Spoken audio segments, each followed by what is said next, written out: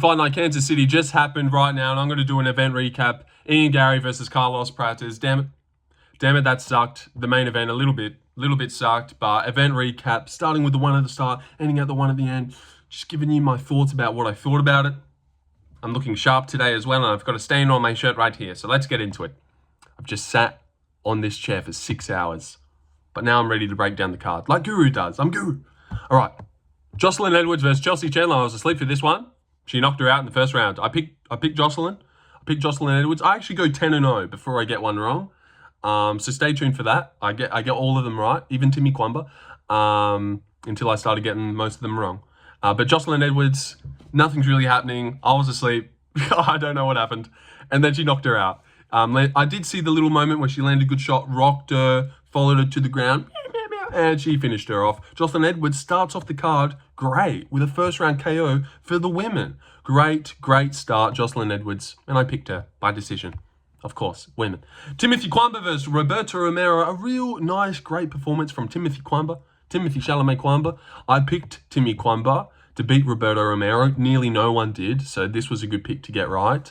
And he was just a lot faster, and he was a better technical striker than Roberto Romero. A lot of people are reading into the short notice dropping of David Onama, but how many times do people shock you on short notice and they look terrible? Rolando Bedoya looked great in his debut against Chaos Williams and then looked shit against Song Kanan. I don't know if that was short notice, but I feel like it was, maybe. But yeah, I don't know. But Timothy Cuamba looked really good, and he flying knee KO'd Roberto Romero. It was a little bit early. Roberto Romero popped right back up after, but he got a little bit wobbled by a 1-2, and then he walked in onto a beautifully timed. Oh Jesus, need to put this to bed. Oh, but yeah, he timed it beautifully. He timed a knee, guys, flying knee, beautifully timed, beautifully bliming, and he got it. And he got the knee, he got the KO. God, I look stupid. But yeah, that's what happened, and he beat him. And then I woke up. I was asleep. All right, submission. But I watched it back a little bit, but I'll be honest with you guys, I haven't gone and watched it back because I want to get this event recap done and go do other things. I've been sitting on this chair for a while. Jacqueline Amorim versus Polyana Viana. First 5 seconds, double leg, no time to touch gloves. Sorry. Notification came up, and Jacqueline Amorim takes it down and submits her. Let's just move on from that one. Malcolm Wellmaker versus Cameron Saaiman. They go out there. I picked Jacqueline Amorim by submission, rear naked choke in the first round, though. She got it in the second. Malcolm Wellmaker versus Cameron Saaiman. All right, this is when the card started, kind of. But three finishes to start off the card there. Good job by the girls and Timothy. Malcolm Wellmaker, Cameron Saaiman. Not a lot is happening. Good leg kicks by Cameron Saaiman, and then he gets checked. Right hook, like a nice timed hook as Cameron comes in, open as all hell, like he always is. This guy just doesn't really have the boxing defense, and it sucks that they gave him Malcolm Wellmaker because this guy is good. He's a calm, looking to find KO shots. He's in the moment and in the now. I mean, look how he timed Cameron coming in instantly. 2 minutes in, he timed him. He also did the exact same thing on the Contender Series. This guy has a good eye for things. I believe in Malcolm Wellmaker. That's what I was about to say there. I believe in him. Not too much, but I do believe in him. I reckon he's really good. But Cameron Saaiman, 24, he's just too young, too hittable, and they should not have given him this undefeated prospect. 30 years old, an actual man. I don't know why they don't like Cameron Saaiman, but they wanted to kill him here, and they did. He got dropped badly. He went down really badly. A couple follow-ups, but it was done. Yeah. God, this is pissing me off. Damon Blackshear versus Alantengheili. If you want to hear how the Weasel, I can't even say the Weasel, so maybe I shouldn't shit on how he pronounced it, but you should go listen to how he says Alantengheili. It's funny. Damon Blackshear, decision, boring fight, picking at him, wins the first round on strikes, barely shoots, barely wants to grapple, wants to feel this one out on the feet, which I don't mind because I don't think Damon Blackshear is that good on the feet. So I don't mind getting him 15 minutes under his belt on the feet against someone like Alantengheili, who's not going to punish him when, you know, better guys are going to hurt Damon on the feet when it comes to his stand-up. He seems to be not very durable and a bit hittable as well. There was a moment where he just stood there and let Alantengheili throw a combo. He loses round 1. 2 judges gave it 30-27. I reckon he definitely lost round 2. Sorry. Damon loses round 2. I really thought he did. 29-28. He starts working back into it in the 3rd round, just picking apart. Boring fight, boring trash fight. I had Damon by distance. A lot of people were fishing for the submission prop this week, but 3 subs in a row, that would have been impressive, but distance. That's what I went, and he got it right. All right, Chris Guittieraz versus John Casteneda, split decision this one. I went Chris Guittieraz by decision, tappy leg decision. He didn't really back up and tap a lot. John was actually backing up a lot, and Chris was moving forward. Chris gets the first. Actually, I think maybe John either double-legged him or Chris fell on his back. Chris was on his back, gets back up with 40 seconds, then right straight drops John Casteneda. So he dropped him with a right straight in the 1st round. Round 2, I can't really remember, but I think Chris definitely won round 2, just landing the better shots. Just a technical bantamweight showing, sparring session almost. And round 3, Casteneda picks him up and slams Chris down, wins round 3, split decision. Another one wrong in Gilly's book. God, learn how to pick a fight, genius. And Chris Guittieraz gets it done by decision. So, attaboy Chris, exactly like we all picked. Except for Gilly, of course. But that dude doesn't know how to pick a fight, so that's all right. Evan Elder versus Gage Young happened. Another boring, slow fight. Not really wanting to go for either guys. Evan Elder, Gage Young just debuted. Just didn't really do anything. Evan Elder, like, he actually reminded me a lot of Drukas. Like feint the jab, body kick, and then punch again, high kick. Like, lots of kicks at different levels, just kick and stuff. You know, he decides to throw his combination. It's not like slip the jab, bing, bing. It's like, all right, I'm going to throw a right hand body kick, leg kick right now. And he's pretty good. Gage Young, not the same Gage Young we saw against Quill and Sourkilled. Go for it, mate. Land big bombs. Try to win. It's a short notice debut. What do you got to lose? But yeah, just a little bit of a shitty one. And all those fights were shit. Those three decisions, all in a row, all shit, ruined all the momentum. It was like 45 minutes we just had to sit there and wait for the better fights to start. It really sucked, man, and this killed all the momentum of the card. And those 3 fights skid is the reason that this card is just a decent to decent card. Giga and Michel, the Giga fight and the Michel fight kind of dulled it down a bit for the whole card as well. Just your everyday normal fight night card for a crowded arena. For a crowded arena, you actually want it to be a little bit better, I reckon. But the match now, we'll move on. Evan Elder decision, I picked him by decision. 29-28, I thought he'd get dropped in the 2nd round. He won 30-27 on all cards. Matt Schnell versus Jimmy Flick. This was actually pretty decently exciting, just because your heart was in it, especially if you were a Matt Schnell picker. Like, they'd come out, he'd get single-legged. He got single-legged in the 1st round, taken down, loses the 1st round, goes up to $2.90, mean CSP promoted, tap in, we're geniuses. Then, round 2, I don't know, but there was just a lot of, it was a lot of guillotine pulling. I would have loved to see Guru's reaction for this fight, because I know he loves guillotine, so he would have been losing his shit. But yeah, they went band for band on guillotines, and Matt Schnell won, out-guillotined him. By decision, of course. But yeah, then Matt Schnell pulled a guillotine and it was retarded. In round 2, yep, Jimmy went for a single leg. Matt instantly pulls a guillotine. I'm like, oh God, it's over. Then he ends up working his way on top, cuts Jimmy open with an elbow and ground and pound. Then Jimmy gets back, works his way back up to his feet, pulls a guillotine back on bottom. And now Matt's on top, so this is awesome. And then Jimmy works his way back up, right? Now Jimmy's worked back up again after pulling a guillotine, and then he shoots in on Matt Schnell. So you know what Matt Schnell does? Well, I bet you already do. He starts to stuff his head down, and then Matt Schnell pulls another guillotine. He pulls a guillotine now. Now he's in a guillotine on bottom. And now this is when round 3 starts. So Matt Schnell's won round 2, the damage, the bleeding on the elbow, the guillotines. And then round 3 starts. Jimmy Flick goes over, single legs him. Matt Schnell guillotines him.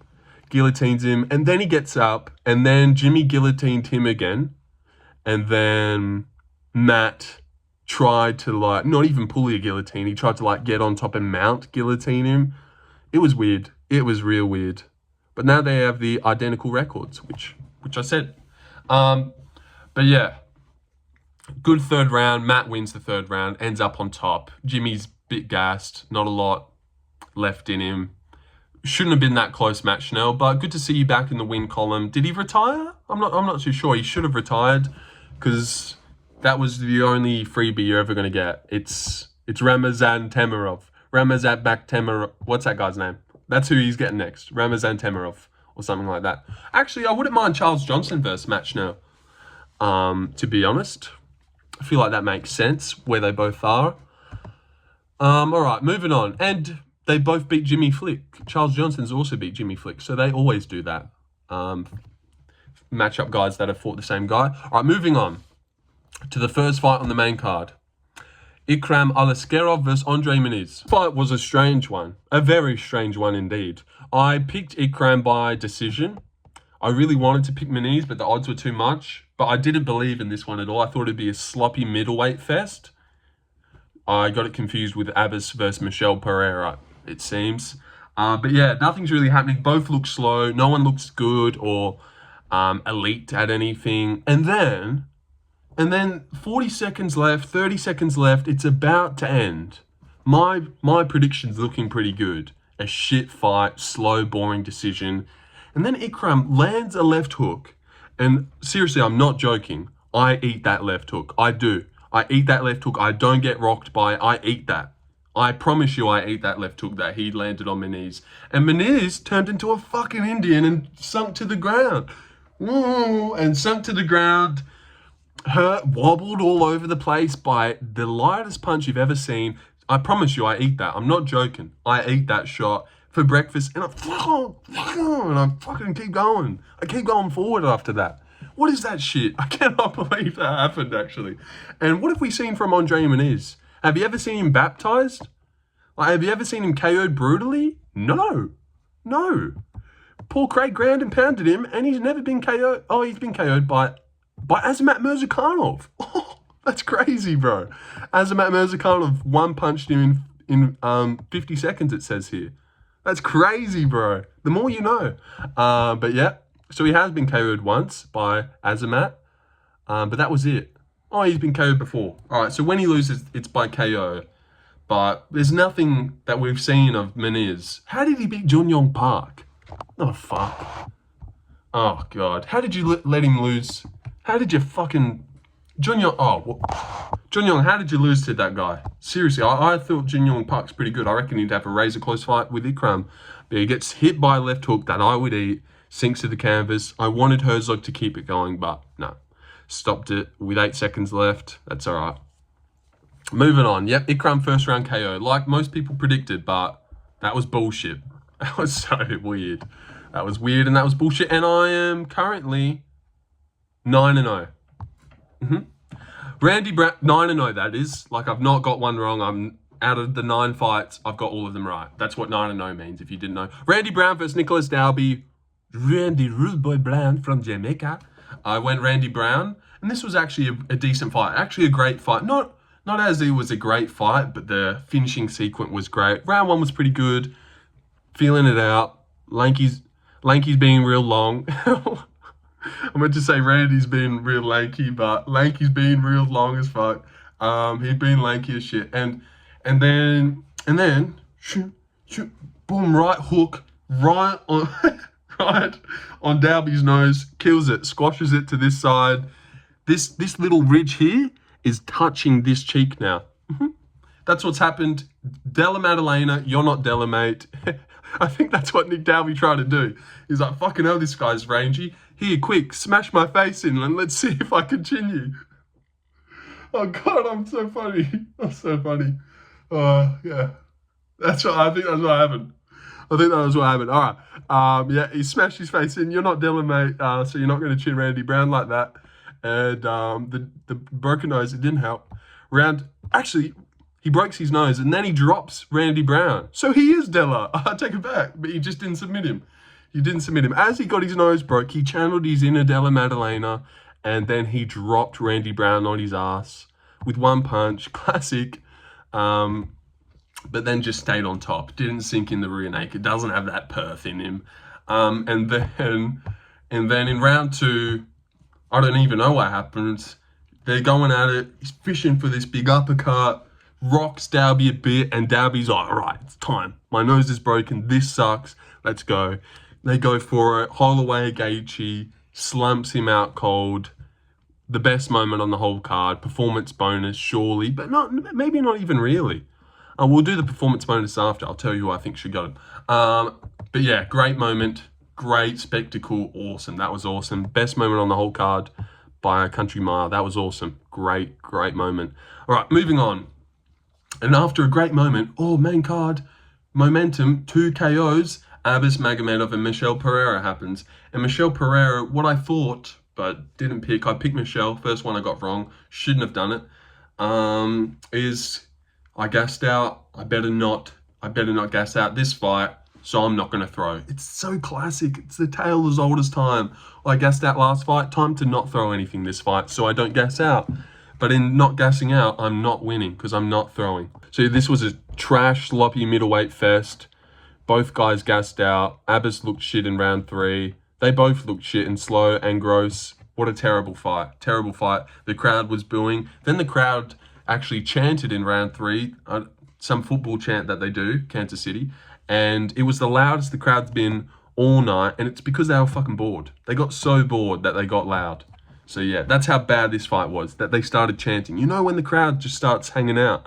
They even pulled out their torches. There was a moment in round 3 where everyone pulled out their torches and started having a little dance with each other, because that's how bad this fight was, and it ruined the whole thing, ruined the card. All right, moving on. David Onama versus Giga Chikadze. You know what? Now that I'm thinking about it, this fight was actually a little bit decent. Round 1, they both stun each other for a moment. Giga actually wobbles David a little bit bad and makes David shoot. David easily gets it. Giga's got no takedown defense. I don't think he stuffed any. Any shot that David, the non-wrestler, fancies himself a striker most times, got easily. Arnold Allen, why the fuck did you not shoot takedowns on this dickhead and stood with him for 3 rounds? You're a retard, Arnold Allen. Shoot a takedown. Anyone. You know what? Bryce Mitchell runs over Giga. He runs over him. Pat Sabatini destroys him. Giga's nothing. And David Onama's not really that good either. I don't think David Onama's that good. But it was like a decent fight, but it was pretty shit and boring at the same time. Like, you wanted more from David Onama, Giga Chikadze. Like, this was the one that you'll probably, like, firefight. This is the banger. But no, it just didn't deliver at all. But I don't know. Did the featherweights really deliver that much? They really don't. Pat, Sabatini, Brito, Bryce Jean, that was pretty good actually. Yeah, I don't know, man. Zalao Kayla, I don't know. All right, moving on to the retirement fight of Anthony Smith. Zhang Ming Yang versus Anthony Smith. Oh, Jesus. I need to go to bed. Well, I don't need to go to bed. I'm up now, but let's move on. Ming Yang Zhang versus Anthony Smith. Ming Yang madness, baby. Called him the N-word. All right, Ming Yang. Real sad. What was the point of this? Everyone knows it's his retirement fight. Let's give him 26-0 guy coming off 12 first-round knockouts. Not 26-0 guy, 26-year-old guy coming off. He might as well be 26-0. He's such a beast tank. But yeah, Anthony Smith landed a couple good elbows, which reminded Zhang that he's allowed to elbow, and then Zhang spammed elbows and killed him. I don't know what to think about that one. That's kind of what happened. They were doing all right. A lot of side kicks from Zhang. Smith looking slow, looking vulnerable. Lands actually a good elbow, and then Zhang's like, Shinde, elbow. And then off goes the side kicks, and then only elbows. He got him with this one. That's what cut him, but he would just not stop with the elbows after Anthony Smith threw one. So he should have just thrown the fight, and maybe Zhang would have thrown it. I'm not sure how Zhang's brain works, but I know he called out Magomed after the fight and called him an inbred idiot. That's what he did. So if you didn't speak Chinese, I do. That's what he said. But yeah, crumples on the floor. You know how he does. Crumples on all fours, on his knees. and gets TKO'd badly. There was a lot of blood. He looked beat up. It was bad. Terrible.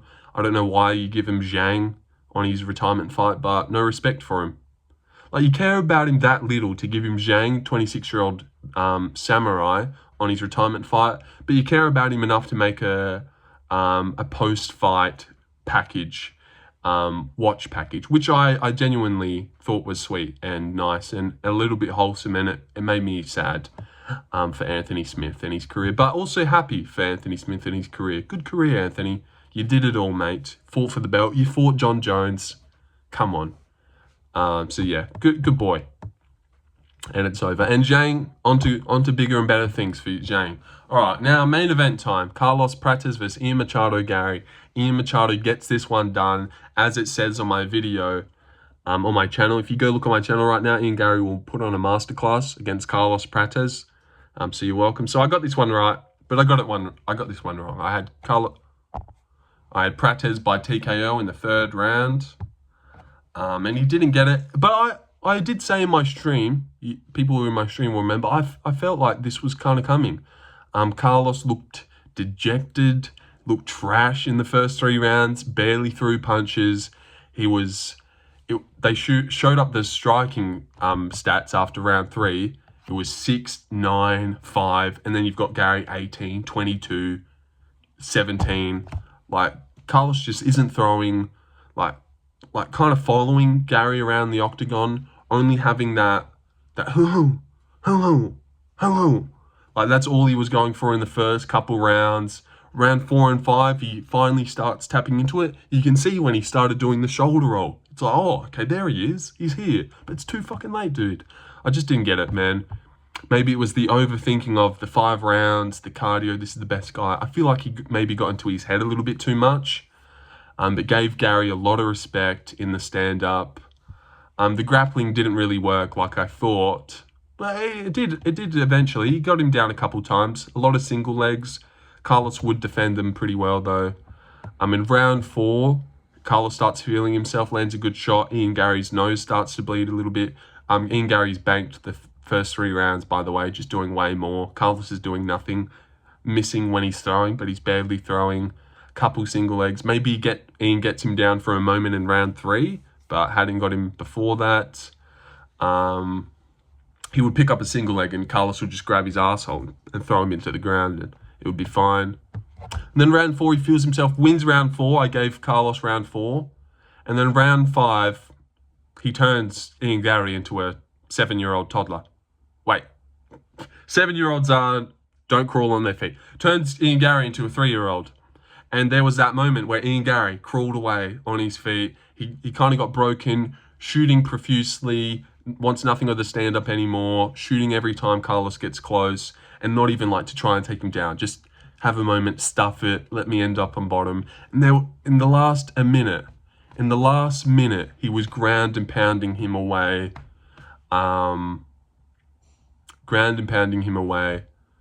But he just couldn't do it. And he would like get up and separate instead of keep pouring it on. It was so close to being finished for a little moment in round 5, but just not quite. I don't know, man.